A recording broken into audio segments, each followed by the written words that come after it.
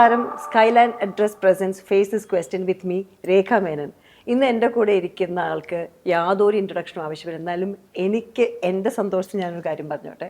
കേരളം കണി കണ്ട് ഉണരുന്ന മുണ്ടുടുത്ത മാധ്യമ വിപ്ലവം ശ്രീകണ്ഠൻ നായർ സാർ. നമസ്കാരം. എങ്ങനെയാണ് കൂടെയുണ്ട്. രേഖ സുഖമായിരിക്കുന്നു സർ. നമ്മള് 2 കൊല്ലം മുമ്പാണ് നമ്മൾ ഇതേ സ്ഥലത്ത് നമുക്ക് വലിയ മാറ്റങ്ങളൊന്നും ഇല്ല. 2 കൊല്ലം നമ്മുടെ നമ്പർ എല്ലാം പഴയതല്ലേ, ഫോൺ നമ്പരും ഒന്ന് തന്നെ, പഴയ നമ്പരും എല്ലാം പഴയത്. ഒന്നാ.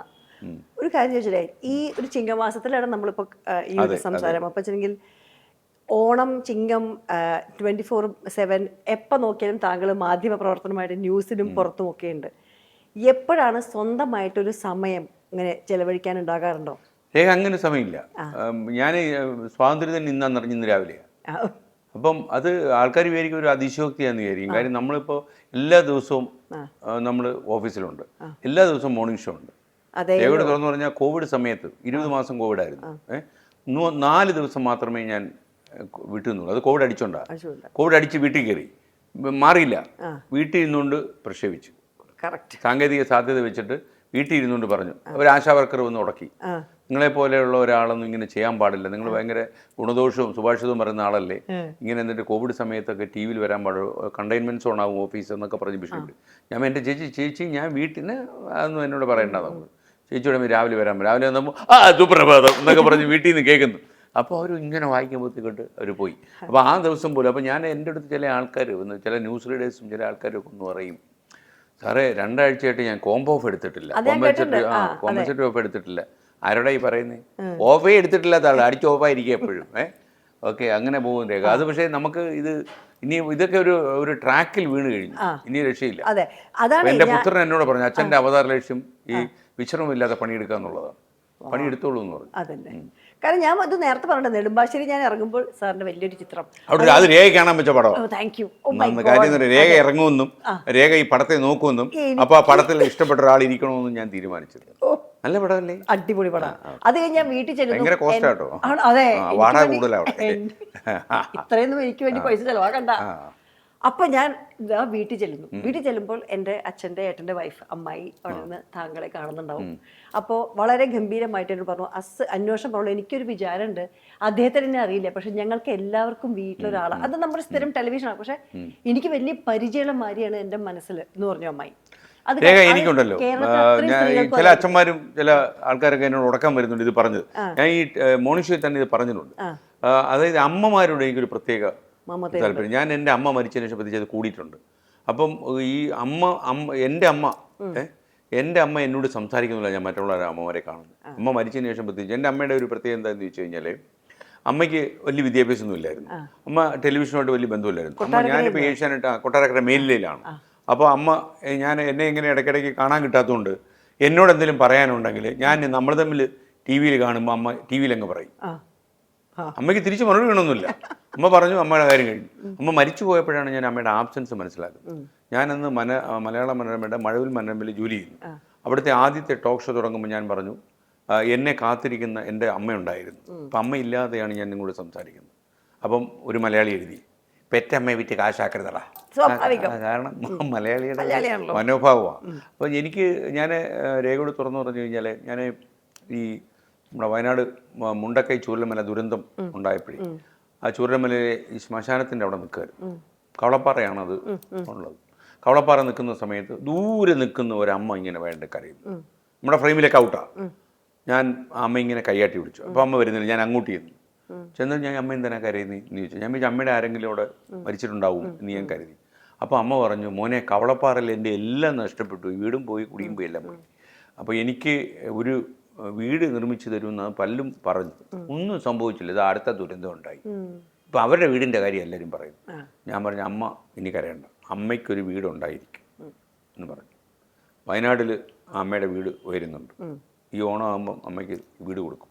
അപ്പോൾ ഞാൻ പറയാം, ആ അമ്മയുടെ കണ്ണീര് വെച്ചിട്ട് ഇങ്ങോട്ട് കടന്നു വരാൻ എനിക്ക് തോന്നിയില്ല. അപ്പോൾ അത് മാത്രമല്ല ഈ ചില സമയത്തൊക്കെ ഈ സ്ത്രീജനങ്ങൾ എന്നോട് കാണിക്കുന്ന ആഭിമുഖ്യം ഈ മൊശക്കോടന്മാരായ ഭർത്താക്കന്മാർക്ക് വലിയ ബുദ്ധിമുട്ടുണ്ടായിട്ടുണ്ട് കേട്ടോ. ഒരു പരസ്പരം എക്സ്പ്രസ് വരുമായിരുന്നു ഞാൻ. വരുന്ന സമയത്ത് ഞാൻ ഇങ്ങനെ വളരെ സീരിയസ് ആയിട്ട് ഇന്ത്യ കണ്ടുപിടിച്ച ആളെന്നുള്ള നല്ല പേപ്പറൊക്കെ വായിച്ചുകൊണ്ടിരിക്കുമ്പോൾ എതിരെ ഇരിക്കുന്ന ഒരു ഹസ്ബൻഡ് എന്ന് ഒരു 1.5 ഹസ്ബൻഡാണ്. പുള്ളി ജനിച്ചത് തന്നെ ഹസ്ബൻഡ് ആവാനാണെന്ന് നമുക്ക് തോന്നുന്നു. പുള്ളി ഇങ്ങനെ ഇരുന്ന് എന്നെ ഇങ്ങനെ നോക്കുന്നുണ്ട്, ബോർ എന്നുള്ളതായി എന്നെ കാണുന്നുണ്ട്. അപ്പം ഞാൻ ഒരു ചെറിയ ചിരിയോടായിരിക്കും. ഈ ചിരിയൊന്നും ഇയാൾക്ക് തീരെ സുഖമില്ല, കഷായം കുടിച്ചോണ്ടിരിക്കുക എൻ്റെ ചിരി കാണും. എന്നിട്ട് ഭാര്യയെ ബാക്ക് ചെയ്യുന്നുണ്ട്, ചിരിക്കുന്നുണ്ട്. പുള്ളിക്ക് എന്നോടൊന്ന് സംസാരിക്കണം, അതാണ് പ്രശ്നം. ഭർത്താവിൻ്റെ ചെവിയിൽ എന്തോ പറഞ്ഞു എന്നൊക്കെ പറഞ്ഞ് പുള്ളി എന്തോ സ്ത്രീധനവും കിട്ടിയില്ല, പുള്ളി എന്തൊക്കെയോ ചോദിക്കുന്നുണ്ട്. പുള്ളിയോട് സ്ത്രീധനം കിട്ടി ഇപ്പോൾ ഇവനെ പരിചയപ്പെടണമെന്നാണ് പറയുന്നത് എന്നൊക്കെ പറഞ്ഞു. അത് കഴിഞ്ഞ് പുള്ളി ബാത്റൂമിൽ പോയി. ഭാര്യ ഒരു കോംപ്ലിമെൻ്റ് കൊടുത്തു. പുള്ളി ബോറന്ന. ഞാൻ പതുക്കെ ചിലപ്പം ഡിവോഴ്സിലെത്തും. എന്നോട് സാറിനോട് ഞാനൊന്ന് സംസാരിക്കണമെന്ന്, വേറെ പണിയൊന്നുമില്ല എന്ന് ചോദിച്ചു. സംഭവം പുള്ളിയുടെ ആംഗിൾ അത് കറക്റ്റാണ്. എന്തിനാണ് ആവശ്യമില്ലാത്ത ആൾക്കാരെ പരിചയപ്പെടുന്നത്? അതൊക്കെ അപകടം. പക്ഷെ അത് കഴിഞ്ഞ് പുള്ളി ബോറം വരുന്നുണ്ടോ കേട്ടോ എന്ന് പറഞ്ഞ് പുള്ളി കടന്നു പോയി. പുള്ളി മാത്രമല്ല, ഞങ്ങളെ 4-5 മണിക്കൂർ ഒന്നിച്ചുണ്ടായിരുന്നു. പുള്ളി കമാന്ന് മിണ്ടണമല്ലോ. അപ്പം ഞാൻ ഇറങ്ങാൻ നേരത്ത് ഒരു ബഹുമാനം എന്നുള്ള ഞാൻ, ചേട്ടാ എന്തുവാ ഞാൻ ഇറങ്ങുകയാണേ, ഇറങ്ങുന്നത് ഞാൻ എന്താ വേണം? ചേട്ടാ ഇതെന്ത് ചേട്ടാ ചേട്ടാ ചേട്ടൻ എവിടെ വീട്? കർണാടകത്തിലാണോ? പുള്ളി ഇങ്ങനെ ഒരു നോട്ടം നോക്കിയല്ലേ. ഞാൻ ആരോഗ്യമുണ്ട്, അഭിമാനത്തെക്കാൾ വലുത് ആരോഗ്യം തന്നെ. ആർക്കെങ്കിലും ശ്രീകണ്ഠൻ നായർ ഒരാളെ കണ്ടിട്ട് മനസ്സിലാവാണ്ടിരുന്നുണ്ടോ കേരളത്തിൽ? അയ്യോ, ഒരാള് നമ്മൾ അതൊരു ഫ്ലൈറ്റ് വെച്ച് കഴിഞ്ഞാൽ ഞാൻ ഇയാൾ എന്നെ മനസ്സിലാക്കുന്ന പറഞ്ഞപ്പോൾ ഇയാളെ ഒന്ന് ശ്രദ്ധ തേടാൻ വേണ്ടി പലതും ശ്രമിച്ചു. നമ്മുടെ തൃശ്ശൂർ റേഡിയോ നിലയത്തിൽ CP രാജശേഖരൻ്റെ ശബ്ദം കേട്ടിട്ടുണ്ടോ? നല്ല സൂപ്പർ ശബ്ദമായിരുന്നു. കോളേജ് കുമാരികൾക്ക് വലിയ പ്രിയമായിരുന്നു ഇങ്ങനെ ശബ്ദം. അപ്പോൾ ഞങ്ങൾ യുവാണി ചേട്ടനായിരുന്നു അവിടെ. അപ്പോൾ അതേ യുവാണിയിൽ നിന്ന് മാറിയിട്ട് ഞാനാണ് പിന്നെ യുവാണി ചേട്ടനായിട്ട് വന്നത്. അപ്പോൾ എൻ്റെ ശബ്ദം ഈ പാറപ്പുറത്ത് വളരെ ഉറങ്ങുന്നുള്ള സംഭവമല്ല. ആൾക്കാർ ഈ ചേട്ടനെ ഞാൻ കേട്ടോ എന്ത് ശബ്ദമായാലും മരങ്ങോടൻ നിർത്തിച്ച് പൊക്കൂടെ എന്നൊക്കെ പറഞ്ഞ് ഈ കത്ത് വരാൻ റഷീദ് ചക്കരപ്പാടം പോലെ അന്ന് റേഡിയോയിൽ പ്രസിദ്ധനായ ശ്രോതാവുണ്ട്, പുള്ളിയൊക്കെ എഴുതിക്കൊണ്ടുവന്നു. അങ്ങനെ ചക്കരപ്പാടമൊക്കെ എഴുതിയിട്ട് നമ്മൾ മാറുന്നില്ല. അപ്പോൾ CPRനോട് ഞാൻ പറഞ്ഞു, രാജശേഖരൻ പറഞ്ഞു, എത്ര മോശപ്പെട്ട ശബ്ദമാണെങ്കിലും പുള്ളി പറയുന്നത് സംസ്കൃതം കളത്തുണ്ടേ, അപ്പോൾ കംപ്ലീറ്റ് മോശപ്പെട്ട ശബ്ദമാണെങ്കിൽ കുറച്ച് കഴിയുമ്പോൾ അത് ശരിയായി വരും, അത് അവർക്കൊരു ശീലമാവും അല്ലെങ്കിൽ ദുശീലമാവും, നിങ്ങൾ പറഞ്ഞുകൊണ്ടേ ഇരുന്നുള്ളൂ, അതല്ലോ നമ്മുടെ പണിയെന്ന് പറഞ്ഞു. ഞാനപ്പോൾ പുള്ളിയിൽ നിന്ന് പഠിച്ചൊരു വിദ്യയുണ്ട്. പുള്ളി ഞാനോട് തിരുവനന്തപുരത്ത് വടക്കേച്ചറ അവിടെ നിന്ന് ഒരു ബസ് സ്റ്റാൻഡിൽ നിന്ന് ഒരു പ്രൈവറ്റ് ബസ് കയറി ഒരു സ്ഥലത്തോട്ട് പോകുമായിരുന്നു, കോലേരി എന്ന് പറയുന്ന സ്ഥലത്ത്. അറിയാം, അതൊക്കെ ചുമ്മാ ഓരോ പരിപാടിയല്ലേ, സ്വന്തം തട്ടമല്ലേ കോലഴി. അപ്പോൾ കോലഴിയിലോട്ട് പോകുമ്പം റേഡിയോക്കാരനെ ആരും മുഖത്തിൽ തിരിച്ചറിയത്തില്ലോ. പുള്ളിക്ക് ഇത് അസ്വസ്ഥയായി, കുറച്ചു നേരമായി. അപ്പോൾ പുള്ളി തന്ത്രം മാറ്റി, ആകാശവാണി തൃശ്ശൂർ, തിരുവനന്തപുരം, ആലപ്പുഴ വാർത്താ തരംഗിണി എന്നൊക്കെ പറഞ്ഞു തുടങ്ങി പുള്ളി. ഞാൻ ഇന്നത്തെ തലയ്ക്ക് വല്ല കുഴപ്പമുണ്ടോ? അപ്പോൾ ആൾക്കാർ തിരിഞ്ഞു നോക്കി, റേഡിയോ കേൾക്കുന്നൊരു ശബ്ദം, ഇതേ മാർഗമുള്ളെന്ന് പറഞ്ഞു. അപ്പോൾ ഞാൻ ആ പരിപാടി മറ്റൊരാളോട് പരീക്ഷിച്ച് നോക്കി. TV പറഞ്ഞില്ല ഗുഡ് മോർണിംഗ് എന്നൊക്കെ പറഞ്ഞു. അയാൾ എവിടെ? അയാൾ എന്നോട് ലാസ്റ്റ് നിങ്ങൾക്ക് എന്തോ ജോലി എന്ന് ചോദിച്ചു. ഞാൻ പറഞ്ഞു ജോലി അന്വേഷിച്ചടക്കുക ചേട്ടാ എന്ന് പറഞ്ഞു. അപ്പോൾ ഞാൻ പറഞ്ഞു, ചേട്ടൻ ഞാൻ മസ്കറ്റിലാണ്. ഞാൻ കാര്യങ്ങളൊക്കെ പറഞ്ഞു. പുള്ളി TV കാണാറില്ലെന്ന് പറഞ്ഞു. ഞാൻ ചേട്ടൻ അങ്ങനെ ഒരു നല്ല ബുദ്ധി തോന്നാൻ കാര്യം എന്താണെന്ന് ചോദിച്ചു. ഭയങ്കര ബോറാ TV കണ്ടുകൊണ്ടിരിക്കുകയെന്ന് പറഞ്ഞു. ഞാൻ പറഞ്ഞു, അപ്പം നമ്മളെങ്ങനെ കണ്ടത് പുള്ളി ചീത്ത വിളിച്ചെന്നെ. ഞാൻ സത്യത്തിൽ രക്ഷപ്പെട്ടു. അപ്പോൾ ഞാൻ ഇതുവരെ അപ്പോൾ TV കണ്ടിട്ടില്ലേ? ഞാൻ ഈ ദൂരദർശൻ പണ്ട് കണ്ടിട്ടുണ്ട്. അപ്പോൾ ദൂരദർശൻ എന്തുവാ കണ്ടിട്ടുള്ളത് എന്ന് ചോദിച്ചു. അപ്പോൾ ഞാൻ എന്നോട് പറഞ്ഞു വേൾഡ് ദിസ് വീക്ക് അറിയായിരുന്നു. ഞാൻ പറഞ്ഞു പ്രണോയ് റോയ് ഞങ്ങളുടെ ഒരു ബന്ധത്തിലുള്ള ആളാണ്. നിങ്ങളെ ബന്ധുക്കളാ? പുള്ളി പിന്നെ ഇങ്ങ് സജീവമായി. പിന്നെ എനിക്കൊരു കള്ളമൊക്കെ പറയേണ്ടി, ഞങ്ങളെ വേറെ ഇതിൽ ബന്ധമാണ്, നമുക്ക് ബന്ധമല്ലോ ഉണ്ട്, ആകെ ബന്ധം TV കണ്ട ബന്ധമല്ലോ.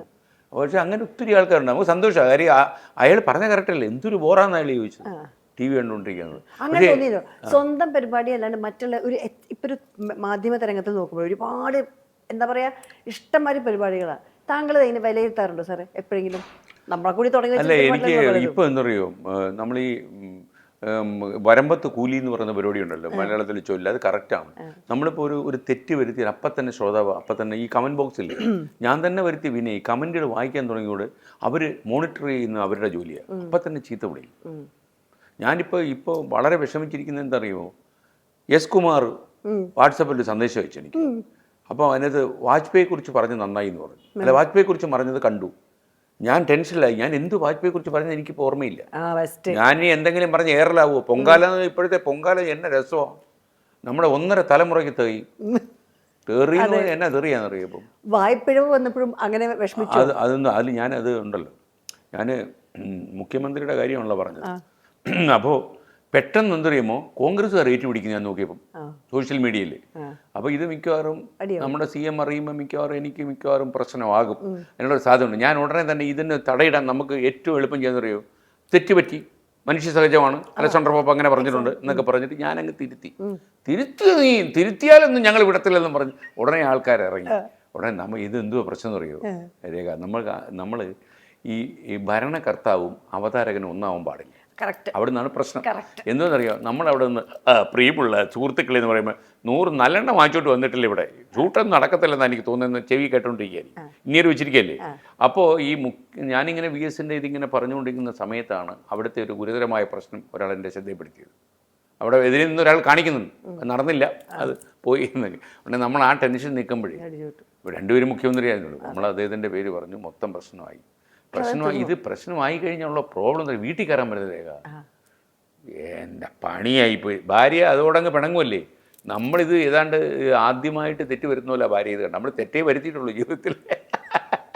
ഇത് ആദ്യമായിട്ട് തെറ്റുന്നതെന്നുള്ള ലൈനില്ല. പക്ഷെ നമുക്കൊക്കെ ഉണ്ടല്ലോ അതിൻ്റെ റെസിലിയൻസ് ഉണ്ട് സാറേ, ഇതൊക്കെ മുന്നോട്ടേക്ക് പോകും. കറക്റ്റ് അല്ലേ? അല്ല, ഞാൻ നോക്കുമ്പോൾ അറിയോ രേഖ, ഇതിന് ഞാൻ എപ്പോഴും മാത്രമല്ല ഇപ്പം 65 വയസ്സായി, കണ്ടാ തോന്നില്ല. ഭയങ്കര പാടാ, പെയിന്റ് അടിച്ച് റെഡിയാക്കി.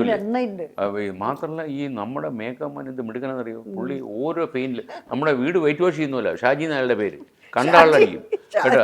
ഷാജി വീടിനൊക്കെ വൈറ്റ് വാഷ് ചെയ്യുന്നില്ല. പോയിട്ട് 1.5 ഇഞ്ച് അങ്ങ് അടിക്കുക. എന്നോടും ചോദിച്ചു വേണോ 1.5. രേഖ അടുപ്പിക്കരുത് കേട്ടോ, രേഖയുടെ ഫേസ് മാറ്റും. അജിത് വാസന് കണ്ടാൽ മനസ്സിലാവാതെ വരും ഇത് ആരീ കയറി വരുന്നതെന്ന് തോന്നും.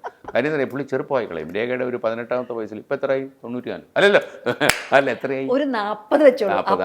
രേഖ പറയണ്ട കേട്ടോ, കാര്യം പെൺകുട്ടികളുടെ പ്രായം പറയുന്നത് ഞാൻ പറയുന്നത്. ഞാൻ രജനീകാന്ത് ഫാനാണ്.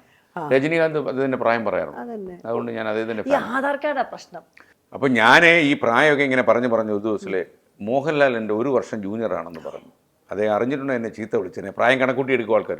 മോഹൻലാലിനെ അങ്ങനെ 60-ാം പിറന്നാൾ നമ്മളെല്ലാവരും ആഘോഷിച്ചു. അല്ലേ, പിറന്നാളെങ്കിലും പ്രായം കൃത്യമായിട്ട് ഇപ്പോഴും അറിയത്തില്ല ആൾക്കാർ. കാരണം അദ്ദേഹം ഞാൻ സൂപ്പറായിട്ടല്ലേ ഇറങ്ങുന്നത്, കുട്ടപ്പനായിട്ട് ഇറങ്ങുന്നത്. അതുകൊണ്ട് കുതിര ഉണ്ടാക്കുന്നത്. അപ്പോൾ അതുകൊണ്ട് ഒരു പ്രശ്നമില്ല, ഒരു പ്രോബ്ലം ഇല്ല. അല്ല, നമ്മളത് ഒരു കൊല്ലം ജൂനിയറാണ് എന്ന് പറഞ്ഞു ഒക്കെ പറയുന്നുണ്ട്. അത് പ്രശ്നം. അതെ, സാധാരണ നിലയിൽ ഇപ്പോൾ ഞാൻ പറയാം, ഒരു ചിങ്ങമാസത്തേക്ക് ഒരു അവലോകനം പറയുകയാണ്. ഈ കൊല്ലം കഴിഞ്ഞു, നമ്മുടെ കർക്കിടക മാസം കഴിഞ്ഞ് നമ്മൾ ചിങ്ങമാസത്തിലേക്ക് എത്തുമ്പോൾ താങ്കൾ യൂഷ്വലി മാധ്യമം മാറ്റി വെച്ചിട്ട് നമുക്കൊരു ന്യൂ ഇയർ ആണല്ലോ, അങ്ങനെ എന്തെങ്കിലും മനസ്സിൽ നല്ല ഓർമ്മകളുണ്ടോ? രേഖ, എനിക്ക് ചെറിയോ, ഞാൻ ഒരു നാട്ടിൻപുറത്താണ് ജനിച്ചു വളർന്നത്, അറിയാലോ. ചെമ്മൺപാതയും കേട്ടോ, എന്തോ ചരൽവാരിയിരുന്നുള്ള മഴയൊക്കെ പെയ്യുന്ന ഒരു സാധാരണ ഗ്രാമമാണ് കേട്ടോ. നമുക്ക് തോടും പുഴയും ഒക്കെ ഉണ്ട്. അപ്പോൾ ഈയിടയ്ക്ക് എനിക്കൊരു സ്വാർത്ഥത വന്ന ഒരു കുഴപ്പത്തിൽ ചാടിയിട്ടുണ്ട്. ഞാൻ TV-യിൽ പറഞ്ഞു, ഈ മേലില എന്ന് പറയുന്ന ഗ്രാമം എന്ന് പറയുന്നത് നിള പോലുള്ള നദികളും ഒക്കെ ഉള്ള സ്ഥലമാണെന്ന് പറഞ്ഞു. ലിമനിൽ ഒരു സംഘം കാറ് പിടിച്ച് അവിടെ ചെന്നു, മേലിലെ നിള കാണാനായിട്ട്. അവിടെ ചെറിയൊരു തോടേ ഉള്ളൂ. അവർ ഈത്ത വിളിച്ച് കാണുന്നുള്ള ഉറപ്പല്ലേ. അപ്പോൾ പക്ഷേ ഇത് ടൂറിസ്റ്റ്, ഞാൻ പറഞ്ഞ അവിടെ ഹോട്ടലുകളൊക്കെ പണിഞ്ഞാലേ നല്ല ഫ്രെയിംസാണ്, സിനിമയൊക്കെ ഷൂട്ട് ചെയ്യാം. മുത്തരംകുന്ന് ബി അവിടെ ഷൂട്ട് ചെയ്തത്, ആ സ്ഥലത്താണ്. അപ്പോൾ ഈ അവിടെ ഒന്ന് ഞാൻ യഥാർത്ഥത്തിൽ കൊട്ടാരക്കര ബസ് സ്റ്റാൻഡിൽ നിൽക്കുമായിരുന്നു. മുത്തരംകുന്നിയുടെ ഷൂട്ട്, മുകേഷിന്റെ ഫസ്റ്റ് പടം, ഫസ്റ്റ് പടമാവും സെക്കൻഡ് പടമാവും പുള്ളി. അപ്പോൾ മുകേഷ് കോളേജിൽ എൻ്റെ ജൂനിയറായിരുന്നു. അപ്പോൾ മുത്തരംകുന്ന്, ഞാനിന്ന് കേരള കോളേജിലെ മാഷ കേട്ടോ. മുത്തരംകുന്ന് ബിയോയുടെ ഷൂട്ട് നടക്കുകയാണ്. അപ്പോൾ കൊട്ടാരക്കര ബസ് സ്റ്റാൻഡിൽ ഒരു മനുഷ്യൻ നിൽക്കുന്നു. അതിങ്ങനെ പല വണ്ടിയുടെ ബോർഡ് നോക്കിച്ചിട്ട് എന്തോ മനസ്സിലാവായിക്ക പോലെ നിൽക്കുന്നു. അപ്പോൾ ഞാൻ ചോദിച്ചത് മലയാളം അറിയാത്ത വല്ലവരും ആണോ? ഞാൻ ചോദിച്ചു എങ്ങോട്ട് പോകാനാ എന്ന് ചോദിച്ചു. അപ്പോൾ അദ്ദേഹത്തിന് എറണാകുളത്ത് പോകണം, ഞാൻ വണ്ടി വന്നിട്ടില്ല, ഇപ്പോൾ ഒരു വണ്ടി വരും. എന്തോ നമ്മുടെ പേര് ശ്രീനിവാസൻ, നടൻ ശ്രീനിവാസനായിരുന്നു അത്. അപ്പോൾ അങ്ങനെ അദ്ദേഹത്തിൻ്റെയൊക്കെ ചെറിയ കാലവാത് കേട്ടോ. അപ്പോൾ പിന്നെ ശ്രീനിയേട്ടൻ ആയി, നമുക്ക് അടുപ്പമായി. ശ്രീനിവാസൻ മലയാള സിനിമയിലെ ഏറ്റവും വലിയ ജഗജില്ലിയായി, അത് കാലം പോയി. അപ്പോൾ ഈ മുത്താരംകുന്ന് PO സിനിമ വന്നപ്പോൾ ഒരു തൃശ്ശൂർ രാഗം തിയേറ്റർ അറിയാലോ, ഈ രാഗം തിയേറ്ററിൽ ഈ സിനിമ വന്നു. ഞാനിന്ന് കോളേജിലെ മാഷ. ഈ മാഷന്മാർ രാത്രി ചീട്ടളി കഴിയുമ്പോൾ മാഷന്മാർ നേരെ തിരുമാണ സെക്കൻഡ് ഷോയ്ക്ക് പോകും. ഞാൻ ഹോസ്റ്റലായിരുന്നു, കുട്ടികളുടെ കൂടെ ആയിരുന്നു. നമ്മൾ കുട്ടിയാണല്ലോ ഒന്ന്. അപ്പോൾ കുട്ടികളുടെ കൂടെ ഇങ്ങനെ വരാതെന്നല്ല, കാരണം എന്തറിയോ, ഈ കുട്ടികളുടെ കൂടെ നമ്മൾ ബക്കറ്റും ഒക്കെ പിടിച്ച് ടോയ്ലറ്റിലും ഒക്കെ പോകുമ്പോണ്ടല്ലോ, നമുക്ക് പ്രായമേ ഫീൽ ചെയ്യത്തില്ല. അവരും ബക്കറ്റും പിടിച്ചോണ്ട് പോകും, നമ്മളും ബക്കറ്റും പിടിച്ചോണ്ട് പോകും. എക്സാക്ട്ലി നമ്മൾ കുട്ടിയാവും കേട്ടോ, കുട്ടിയത്തെ ഒത്തിരി കൂടും. അപ്പോൾ അപ്പോൾ അവിടെ യുവമാർ പോയെന്താണെന്ന് അറിയാം, മുത്തരംകുന്ന് ബി സിനിമ കാണാൻ പോയത്. പോയിട്ട് പ്രായമായ ഓരോരുത്തരും സ്ക്രീനിൽ കാണുമ്പോൾ ഇവർ പറയും ശ്രീകണ്ഠൻ്റെ അച്ഛനാ. ഒരു 40 അച്ഛന്മാരെയാവും ഒരു ഫിക്സ് ചെയ്തു. എൻ്റെ അച്ഛനെ അഭിനയിച്ചിട്ടില്ല, പക്ഷെ യുവമാർ ഓരോരുത്തരെ കാണും ശ്രീകണ്ഠൻ്റെ അച്ഛൻ വരുന്നു. ഞാൻ പിന്നെ സിബിയോട് ഒരു ഇച്ചി പറഞ്ഞു, ആ സിനിമ ഒരു കാലത്തും നിങ്ങൾ മറന്നാലും ഞാൻ മറക്കത്തില്ല. എനിക്ക് 26 അച്ഛന്മാരെ ഫിക്സ് ചെയ്ത സിനിമയാണ് എന്ന് ഞാൻ പുള്ളിയോട് പറഞ്ഞു. പക്ഷേ അത് ഭയങ്കര സൂപ്പർ ഹിറ്റായാലും ഇപ്പം അത് ഇടയ്ക്ക് ആഘോഷമൊക്കെ വന്നു. ഒരു പക്ഷേ സിബി മലയിലും ഭയങ്കര ബ്രേക്ക് കൊടുത്ത സിനിമ അങ്ങനെ ഫസ്റ്റ് ഫിലിമാണ്. 40 വർഷം ആഘോഷിച്ചു ആ സിനിമ.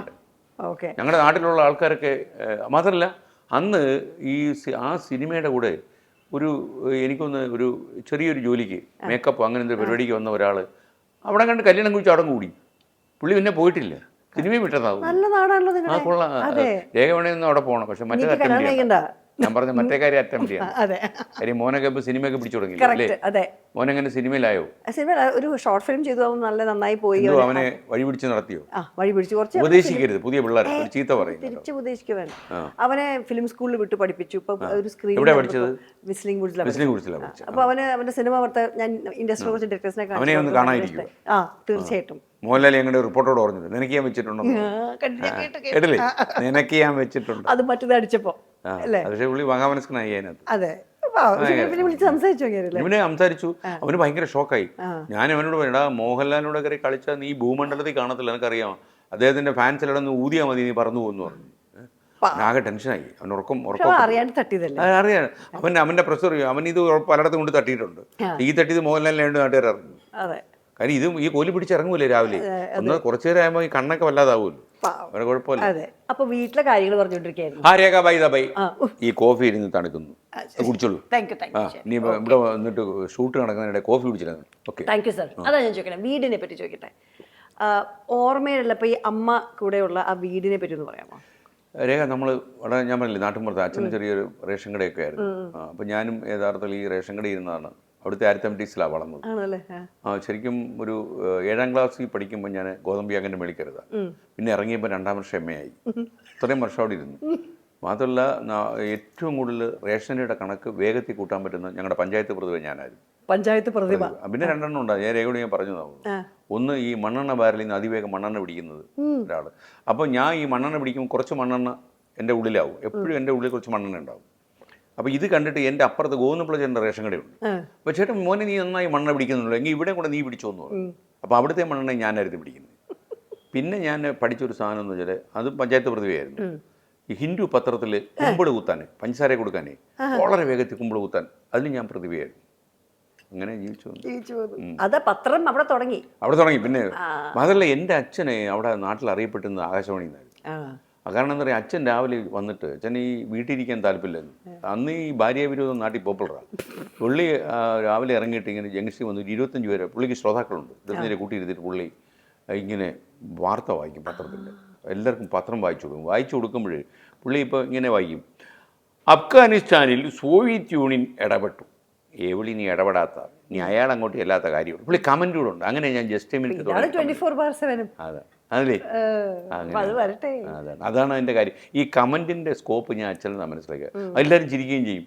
കാര്യം എല്ലാത്തിനും ഒരു കമൻറ്റ് ഉണ്ട്. അപ്പോൾ ഇപ്പോൾ കരുണാകരൻ സപ്തതി ആഘോഷിക്കും. പിന്നെ ഇനി അതുകൊണ്ട് ഈ നാട്ടിനെന്ത് ഗുണം വരാനാ എന്ന് അച്ഛൻ ചോദിക്കും. അച്ഛൻ്റെ ഒരു സാമൂഹ്യ വിമർശകനാണ്, കരുണാകര ഭക്തനായിരുന്നു കേട്ടോ. പക്ക കോൺഗ്രസ്. അപ്പോൾ വീട് എങ്ങനെയായിരുന്നു അന്നത്തെ? ഒരു ഓർമ്മയുണ്ടോ വീട്ടിൽ എപ്പോഴും പോയിരിക്കുന്ന ഒരു സ്ഥലം? എൻ്റെ ഒരു ചെറിയ വീടായിരുന്നു. ഇപ്പോഴല്ലേ നമുക്ക് ഈ ഫ്ലാറ്റ് സമുച്ചയമൊക്കെ വന്നു, സ്കൈലൈനൊക്കെ ഫ്ലാറ്റ് ഉണ്ടല്ലോ.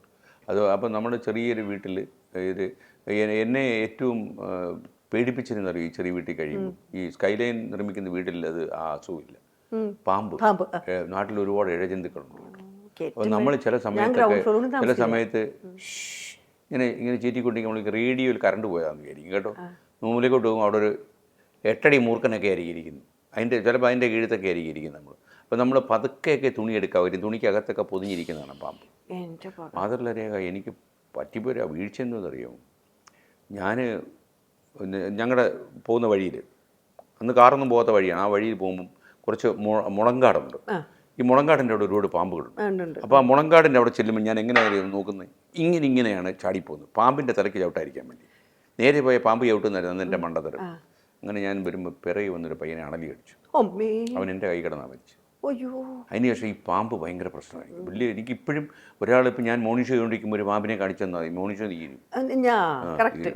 അപ്പോൾ ഇത് മാത്രമല്ല, ഞാൻ തൃശ്ശൂരിൽ ആകാശവാണി വർക്ക് ചെയ്യുമ്പോൾ എൻ്റെ കൂടെ ഒരു കുര്യൻ സാറുണ്ടായിരുന്നു, അവിടുത്തെ ഫാം ആൻഡ് ഹോമിൻ്റെ ഓഫീസർ. സാറ് സാറിൻ്റെ വീട്ടിൽ നമ്മൾ ഗസ്റ്റായിട്ട് കൂടിയിരിക്കുക, അതിഥിയായിട്ട് കൂടിയിരിക്കുക.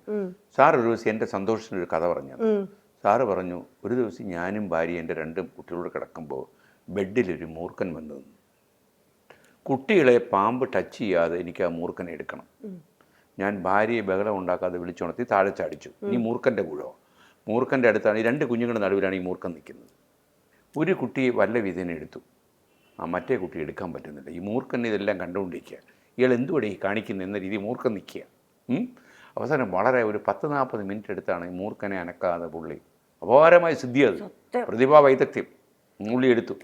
എന്നിട്ട് പുള്ളി അങ്ങ് പോയി ഇതും പറഞ്ഞിട്ട് ഞാൻ അതേ കട്ടിലാണ് കിടക്കുന്നത്. രാത്രി മൂർഖൻ നിൽക്കുന്നതും അവൻ്റെ ചീറ്റലും അവൻ നിന്ന് ആടുന്നതും എനിക്ക് പല ദിവസം ഉറങ്ങാൻ പറ്റില്ല. കുര്യൻ സാറ് വീട്ടിൽ നിന്ന് ഞങ്ങൾ ഇത് കാണുന്നുണ്ടെങ്കിൽ കുര്യൻ സാറ് നല്ല നാളെ ഓർമ്മിക്കും. എനിക്ക് 4 ദിവസം ഇത് കേട്ട് എനിക്ക് ഉറങ്ങാൻ പറ്റില്ല. അപ്പോൾ ഒരു വീടിൻ്റെ ഇത് നോക്കുമ്പോഴേ സത്യമായിട്ട് പറഞ്ഞാൽ പെട്ടെന്ന് നമ്മുടെ ഒരു വീട്ടിലേക്ക് ഈ വീടിൽ നിന്നും നഗരത്തിലേക്ക് മാറിയപ്പോൾ വീടിൻ്റെ സ്വഭാവം, വീടിൻ്റെ ഇതൊക്കെ മാറിയോ? ഞാൻ എനിക്ക് എപ്പോഴും ഉണ്ടല്ലോ ഈ നമ്മൾ ഈ ന്യൂക്ലിയർ കുടുംബം എന്നൊക്കെ പറയുന്നെങ്കിലും എനിക്ക് വലിയ ഫാമിലിയാണ് ഇഷ്ടം, ഈ തറവാടുകൾ അങ്ങനെയൊക്കെയുള്ള വീടുകൾ ഇഷ്ടം. പക്ഷേ നമ്മുടെ നാട്ടിൻ ഇപ്പോൾ നഗരങ്ങളിലൊന്നും തറവാട് കെട്ടി ഉണ്ടാക്കാൻ പറ്റത്തില്ല. ഞാൻ പലപ്പോഴും ഈ ഫ്ലാറ്റുകൾ കാണുമ്പോൾ ആലോചിക്കുന്നറിയുമ്പോൾ, ഈ ഫ്ലാറ്റുകളൊക്കെ ഇല്ലായിരുന്നു ഈ ആൾക്കാരൊക്കെ എവിടെ പോയി താമസിക്കുമായിരുന്നു. നമ്മൾ ചിലപ്പോഴൊക്കെ പറയും, നമ്മൾ ചാനലൊക്കെ നിന്നുകൊണ്ട് പറയും 10 സെൻറ്റ് പറമ്പുണ്ടെങ്കിൽ നിങ്ങളിവിടെ കൃഷി ഇറക്കണം, നിങ്ങൾക്ക് ആവശ്യമുള്ള വെജിറ്റബിൾസ് നിങ്ങളിവിടെ കൃഷി ചെയ്യാം. എവിടെയായി നടക്കുക? ആരില്ല. പക്ഷേ നമ്മൾ ഈ വീടിനെ കുറിച്ചുള്ള നമ്മുടെ സങ്കല്പം കാലത്തിനനുസരിച്ച് മാറിപ്പോകുന്നതായിരിക്കും അല്ലേ? എനിക്ക് അങ്ങനെ തോന്നുന്നു. ഇപ്പം നമുക്കെല്ലാം സൗകര്യമായല്ലോ. നമ്മളെന്ന് വെച്ചാൽ ഈയിടെ ഞാനൊരു സിനിമാ നടനെ കണ്ടു, പുള്ളി ഇങ്ങനെ കാണിക്കുന്നു. അപ്പം ഞാൻ വിചാരിച്ചു വി എന്നുള്ള സംഭവം സിഗരറ്റ് തിരികാൻ വേണ്ടിയാണ്. അപ്പോൾ പുള്ളിക്ക് അത്രയും പോലും എണീക്കാൻ വയ്യ. പുള്ളി തിരികെപ്പം ഇതങ്ങ് അടച്ചു വലിച്ചു.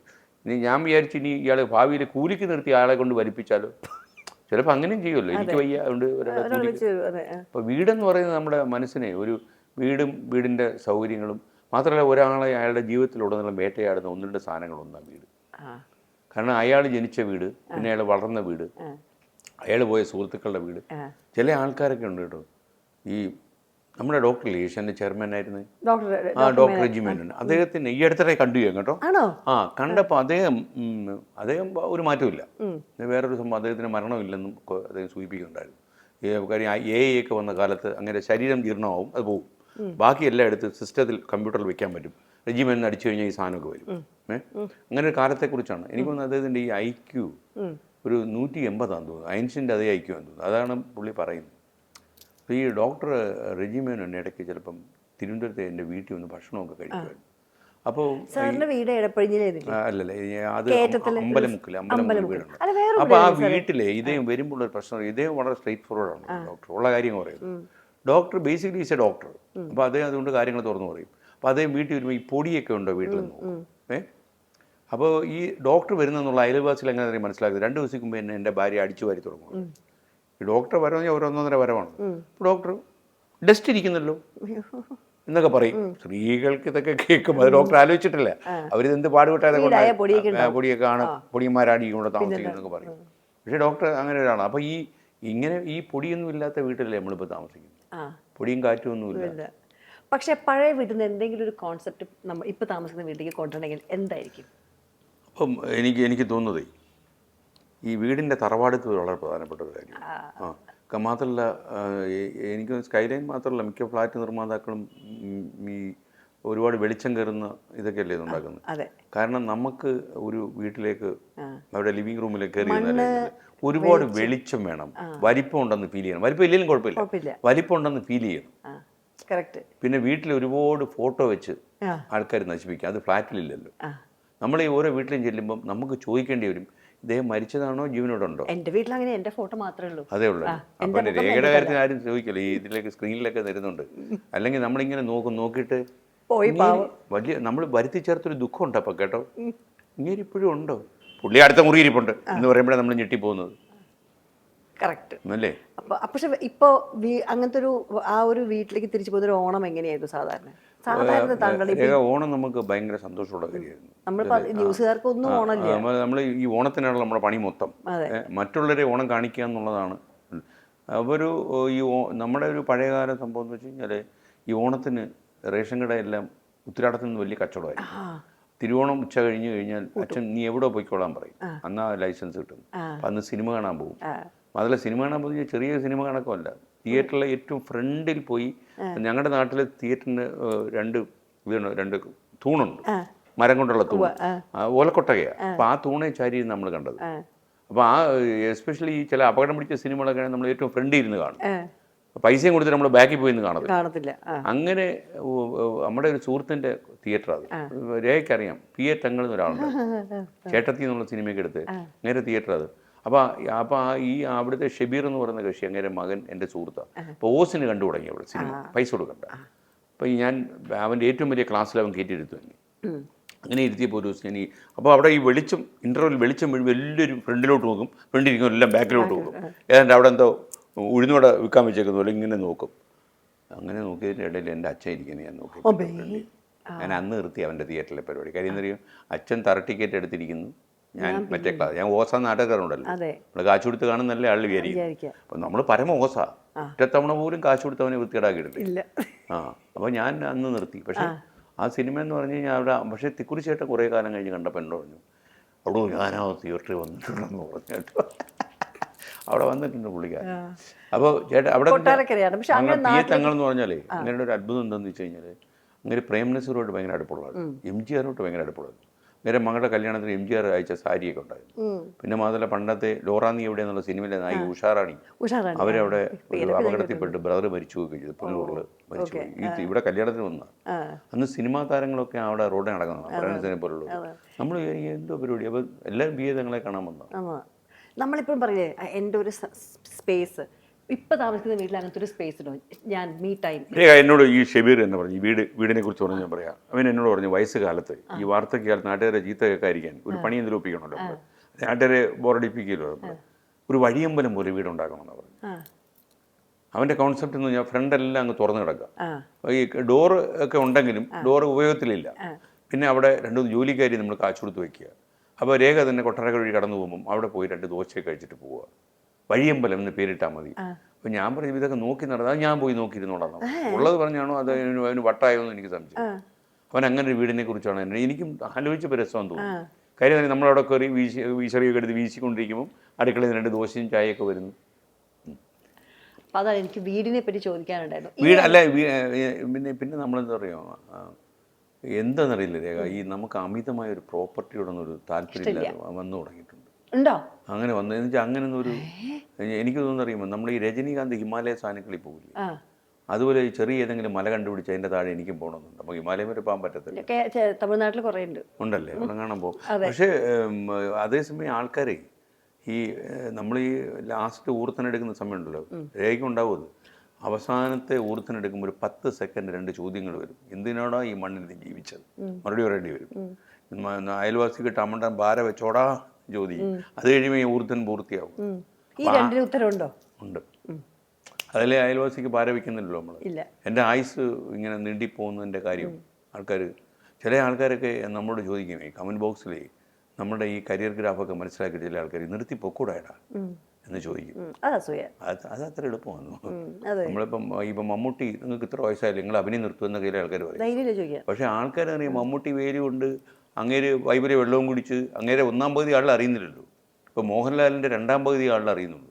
അങ്ങേര് സ്വാമീസ് ലോഡ്ജിലൊക്കെ കിടന്ന് ജന്മം പാഴായൊന്നും ആളിൽ അറിയുന്നില്ല. അപ്പോൾ അത് നിർത്തി പോകാൻ പറഞ്ഞാൽ വാശി കെട്ടി ഉണ്ടും മടക്കി വെച്ചാൽ ഇറങ്ങി പോകാൻ പറ്റുമോ? അപ്പം ആൾക്കാർ നവാഗത പ്രതിഭകൾക്ക് അവസരം കൊടുക്കണം. ഏതോ ഒരു പ്രതിഭ വന്നിട്ടുണ്ട് കേട്ടോ എന്നെ ഔട്ടാക്കാൻ. അവൻ ഇവിടെ ഇരിക്കുന്നു എന്ന് മാത്രമേ ഇനി സംശയമുള്ളൂ. വരട്ടെ അല്ലേ? അതൊന്നും കുഴപ്പമില്ല. ഒരു എത്ര കൊല്ലോട് അടിക്കാനുള്ള ഐഡിയ ഉണ്ട്? അറിയില്ല സാറേ, പോകുന്നിടത്തോളം പോട്ടെ. ഒരു 10-15 വർഷം പോകും. ദൈവമേ, കേട്ടാ എന്തൊരു സുഖം. അജിത്തിനോടൊന്ന് ചോദിക്കണം. അജിത്ത്, അതെ, അജിത്ത് കാരണം അറിയാം, നമ്മളെ ഏറ്റവും സഹിക്കുന്നത് ഭർത്താവ് തന്നെയാണ്. അതെ, അതല്ല എന്നെ ശനിയാഴ്ച ഇപ്പൊ പോണില്ലേ എന്ന് ചോദിക്കുക ചെന്നൈന്ന്. മൂപ്പര് എന്നെ ശനി ചേരനെ കാണണ്ട, കാരണം അത്ര ശബ്ദ കോലാഹലാണ് അവിടെ. അതുകൊണ്ട് രേഖ ഉണ്ടെങ്കിൽ പിന്നെ നിങ്ങൾ സൂപ്പർ ചേരുവേ. കാര്യം അറിയോ, രേഖയാണെങ്കിൽ സംസാരിച്ചുകൊണ്ടേയിരിക്കും, കമാ വാ തുറക്കത്തില്ല. കാരണം അങ്ങേര് സംസാരിക്കാനുള്ളത് രേഖ സംസാരിച്ച് തീർക്കും. അല്ല, 5 കല്യാണം കഴിഞ്ഞ 6 കൊല്ലം കഴിഞ്ഞപ്പോഴാണ് എനിക്ക് മനസ്സിലായി അജിത്ത് പാട്ട് പാടും നന്നായിട്ടുണ്ട്. ഭാസ്കര മാഷ്ട മകനല്ലേ? 6 കൊല്ലം. 6 കൊല്ലം പിടിപ്പ്. ഞാൻ എന്താ ഭാഷ, താൻ എന്താണെന്ന് പറയാൻ, മിണ്ടാൻ അവസരം കിട്ടിയാലേ പാടാൻ പറ്റൂ. Forget singing. കറക്റ്റ്. മാത്രമല്ല രേഖ അവസരം കൊടുത്ത് കാണത്തില്ല. അതെ. താങ്കളുടെ വൈഫ് വളരെ ഇൻട്രോവേർട്ട് ആണോ? അയ്യോ, മാത്രമല്ല ഈ ഭാര്യയുടെ കാര്യത്തിൽ ചില ആൾക്കാർ എന്നോട് ചോദിക്കും ഭാര്യയെ പേടിയാണോ? ഞാൻ പേടിയാണ്. അപ്പോൾ ഞാൻ ഭാഗ്യലക്ഷ്മി കൈരളി TV-യിൽ എന്നെ ഇന്റർവ്യൂ ചെയ്തപ്പോൾ ഒരു ചോദ്യം ചോദിച്ചു. ഭാര്യ അടുത്തിരിക്കുക എന്നോട് ചോദിച്ചു, നിങ്ങളൊരു വീരശൂര പരാക്രമിയാണ് എന്ന് കേട്ടിട്ടുണ്ടല്ലോ. ഞാൻ ഇത് കേട്ടതല്ലേ, സത്യം അതല്ലല്ലോ. അപ്പോൾ എന്നോട് ചോദിച്ചു, നിങ്ങൾക്ക് ഭാര്യയെ പേടിയുണ്ടോ? ഭാര്യ അടുത്തിരിക്കുമല്ലേ. ഭാര്യ ഇങ്ങനെ ഇരുന്നു, എന്ത് പറയും ഇവൻ നോക്കട്ടെ എന്ന് വിചാരിച്ചിരുന്നു. അപ്പം ഞാൻ പറഞ്ഞു, ഭാര്യയുടെ പ്രതീക്ഷ തെറ്റി ആര് നടക്കുന്നുവോ അവൻ ഭാര്യയെ പേടിച്ചുകൊണ്ടേയിരിക്കും. ഭാഗ്യലക്ഷ്മി കിട്ടിയില്ല. അപ്പം പിന്നെ ഭാഗ്യലക്ഷ്മി കിട്ടിയത് ടെലികാസ്റ്റ് ചെയ്തപ്പോഴാണ് എൻ്റെ ഭാര്യയ്ക്കും. അപ്പം ഞാൻ പറഞ്ഞു, ഭാര്യയുടെ പ്രതീക്ഷ അനുസരിച്ച് നമ്മൾ നടക്കണം. ഭാര്യ പക്ഷേ നന്നായിട്ട് സംസാരിക്കുകയും ആൾക്കാരെ നന്നായിട്ട് ഡീൽ ചെയ്യുകയും ചെയ്യും. പിന്നെ മാത്രമല്ല, സഹനശക്തിക്ക് ഒരു പുരസ്കാരം പുള്ളി കൊടുക്കണം. എന്നെയല്ലേ സഹിക്കുന്നു. മകനോ? മകന് അവൻ സംസാരം കുറയ്ക്കാൻ തീരുമാനിച്ചു. ഈ അച്ഛൻ്റെ ഈ ഓറൽ ഡയറിയ ബാധിച്ച സംസാരം കേട്ട് കേട്ട് അവൻ കുറച്ചു. എന്താ ചെയ്യണേ പുള്ളിക്കാരനെ ഇവിടെ ഈ ഫ്ലവേഴ്സ് എന്ന് പറഞ്ഞ TV ചാനലുണ്ട്, അറിയാമോ? അപ്പോൾ ആ ചാനലിൽ ഡിജിറ്റൽ ഹെഡ് ചെയ്യുന്ന അദ്ദേഹമാണ്. പക്ഷേ പുള്ളിയുടെ താല്പര്യം സിനിമ പിടിക്കാനാണ്. രേഖ വേണമെന്ന് ലോക അടിക്കാം, തീർച്ച കാശ് കയ്യിലുണ്ടെങ്കിൽ. ഞാൻ ഗോവാലേട്ടനോട് പറഞ്ഞു, ഗൂഗിളും ഗോവാലേട്ടൻ്റെ ഈ കളയാനായിട്ട് ഒരു 10-300 കോടി ഉണ്ടെങ്കിൽ അവനെ കൊണ്ടൊരു സിനിമ പിടിപ്പിക്കും. ഗോവാലേട്ടൻ ഇവ എന്തെങ്കിലും ചെയ്തു തരുമെന്ന് പറഞ്ഞു, സഹായിക്കും, വരട്ടെ, അവൻ്റെ ഊഴം വരും, വരട്ടെ, കണക്കാക്കി വിടാം. പക്ഷെ അവന് ഈ ന്യൂയോർക്ക് ഫിലിം അക്കാഡമി പോയി പഠിച്ചു. വിസിറ്റിംഗ് ഗുഡ്സ് പോലെ അവിടെ പോയി പഠിച്ചു. മൂവി ഡയറക്ഷൻ പഠിച്ചിട്ട് വന്നപ്പോഴാണ് അവൻ ഈ സിനിമാ മോഹം വന്നിരിക്കുന്നത്. അടിപൊളി. പക്ഷെ ഞാൻ പറഞ്ഞു, നീ മലയാളം സിനിമ പിടിക്കലേ, ഓസ്കാറിൽ പോകണം, എന്തിനാ കുറയ്ക്കുന്നു? നമ്മൾ സ്വപ്നം കാണും, വലിയ കാര്യങ്ങൾ സ്വപ്നം കണ്ടുകൂടെ? നാഷണൽ അവാർഡ് നമുക്ക് കിട്ടൂലല്ലോ. പിന്നെ മകളുണ്ട്. മകളുണ്ട്. അവള് നമ്മുടെ IBS-ൽ ഒരു സോഫ്റ്റ്വെയർ എഞ്ചിനീയറായിട്ട് വർക്ക്. Very good. സിംഗപ്പൂരിലായിരുന്നു. അപ്പോൾ അതൊക്കെ മനസ്സിലാക്കി ഇവിടെ വന്നിട്ട് ഇതുണ്ട്. ഹസ്ബൻഡ് ഉണ്ട്, അനുരാജ്. എൻ്റെ കാരണം IT. ഓക്കെ. അപ്പോൾ ഒരു വർക്ക് ഫ്രം ഹോമാണ്. Very good. വീട്ടിൽ തന്നെ ഉണ്ട്. ഞാൻ പറഞ്ഞില്ല, ലാർജ് ഫാമിലി എന്നുള്ളതോടൊപ്പം അതൊരു വലിയൊരു സംഭവം കേട്ടോ. കഴിയുക. അതല്ല, നമ്മൾ ഇടയ്ക്ക്, പക്ഷേ അവൾ എൻ്റെ ഒരു ആർച്ച് ക്രിട്ടിക്കാട്ടോ. പക്ഷേ എൻ്റെ ഭാഗ്യത്തിനുള്ള TV കാണത്തില്ല. രാവിലെ തുറക്കില്ല. ഇല്ല, അവള് TV. അതെന്താന്ന് വെച്ചറിയാം, ഈ നമ്മുടെ നാട്ടിൽ സ്നേഹമുള്ളവരുണ്ടല്ലോ. ഇപ്പം നമുക്ക് തന്നെ ഒരു പിഴവ് പറ്റി. ഇപ്പം അന്ന് തന്നെ നമ്മുടെ സീമിൻ്റെ കാര്യം പറഞ്ഞ് ഇങ്ങനെ അബദ്ധം പറ്റി. ഈ പിഴവ് പറ്റി നമ്മൾ. അപ്പം ഞാൻ ഈ എങ്ങനെയാണെന്നറിയാം ദുഃഖം മറച്ചത്. സമാന ലെവലിൽ പിഴവ് പറ്റിയവരെല്ലാം ഞാൻ ഓർത്തു. അവരെല്ലാം ജീവനോടുണ്ടല്ലോ, ഒരുപാട് പേരുണ്ടല്ലോ. അപ്പം നമ്മൾ തന്നെ ലൈവിൽ നിൽക്കുന്ന സമയത്ത് നമ്മൾ അശ്ലീലം പറഞ്ഞു പോകല്ലേ, നാവിൻ്റെ സ്ലിപ്പ് കൊണ്ട് ആവാമല്ലോ. മലയാളത്തിലൊക്കെയാണ് ചില അക്ഷരങ്ങൾ ചെറുതായിട്ടൊന്ന് വഴുതി മാറിയാൽ മതി, തെറിയിലേക്ക് പോകും. അതൊന്നും വരരുതെന്ന് പറഞ്ഞിട്ട് നമ്മൾ ഇരിക്കുകയാണ്. അപ്പോൾ അങ്ങനെ ഇരിക്കുന്ന സമയത്ത് ചില ആളുകളുണ്ടല്ലോ, രാവിലെ നമ്മൾ വളരെ സന്തോഷമായിട്ട് ഗുഡ് മോർണിംഗ് എന്നൊക്കെ പറഞ്ഞ് നമ്മൾ വന്ന് നിൽക്കുന്ന സമയത്ത് എന്താ പറയുക, വാട്സപ്പിൽ ഇത് അയച്ചിട്ടുണ്ടാവും. ഇത് 150ാമത്തെ ആളായിരിക്കും ഫോർവേഡ് ചെയ്തിരിക്കുന്നത്.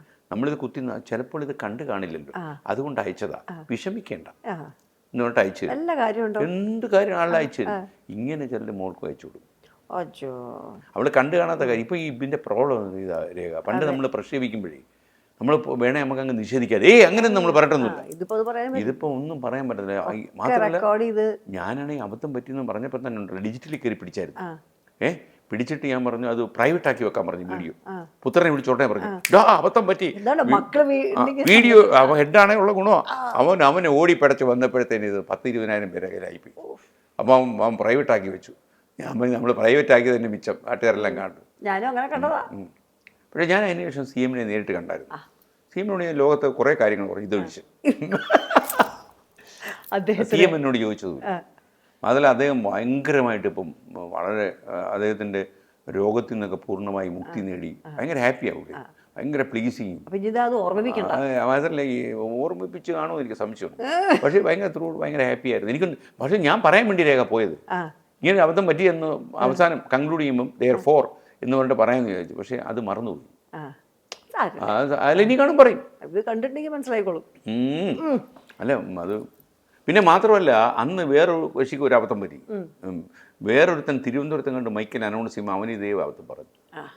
അപ്പം എനിക്ക് മാത്രമല്ല അത്. പക്ഷേ കുഴപ്പമില്ല രേഖ, അതെന്ന് വെച്ചാൽ അല്ല, ഈ മാത്രമല്ല, ഞാൻ പണ്ടൊരു മനുഷ്യൻ ആലുവയിൽ വെച്ചിട്ട് ഞാൻ ഈ നമ്മൾ തമ്മിലേക്ക് നടക്കുന്ന സമയത്ത് ഈ സംസാരിക്കാൻ അറിയാവുന്നവരെ കൊണ്ട് ഈ ഗസ്റ്റായിട്ട് വെക്കണം, കണ്ട അലവലാദികളൊന്നും കൊണ്ട് ഗസ്റ്റാക്കി വെക്കരുത്.